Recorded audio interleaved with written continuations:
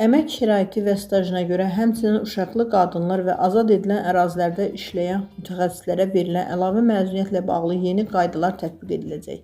Sferas xəbər verir ki, sözü gedən şəxslərə istifadə etdikləri əlavə məzuniyyətə görə kompensasiya veriləcək. Əmək şəraitinə və əmək funksiyasının xüsusiyyətlərinə görə əlavə məzuniyyətlər.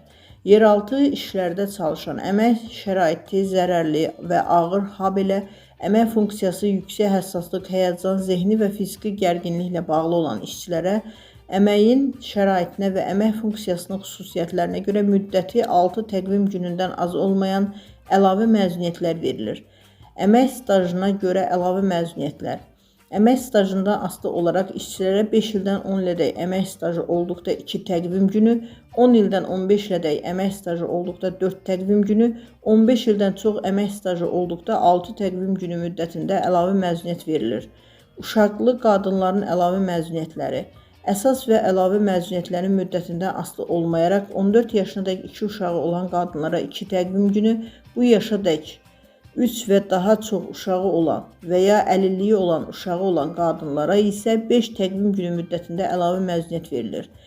İşğaldan azad edilmiş ərazilərdə işləyən mütəxəssislərin əlavə məzuniyyəti. İşğaldan azad edilmiş ərazilərdə işləyən mütəxəssislərə əsas və əlavə məzuniyyətlərinin müddətindən asılı olmayaraq 5 təqvim günü müddətində əlavə məzuniyyət verilir. İstifadə edilməmiş məzuniyyətlər üçün kompensasiyanın verilməsi. Hazırda qüvvədə olan qanunvericiliyə görə yuxarıda nəzərdə tutulmuş əlavə məzuniyyətlərə görə kompensasiya verilmir.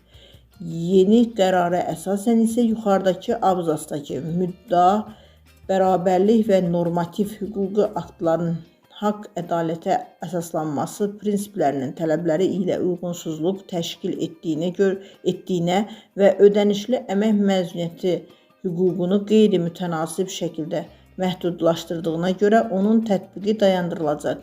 Mövcud qeyri-bərabərliyin qarşısına alınması məqsədi ilə əmək müqaviləsinə xitam verilərkən işçiyə bütün iş illərinin istifadə etmədiyi yuxarıda göstərilən əlavə məzuniyyətlərinə görə istifadə olunmamış əsas əmək məzuniyyəti üçün müəyyən edilmiş qaydada və məbləğdə hesablanan kompensasiyanın verilməsi təmin ediləcək.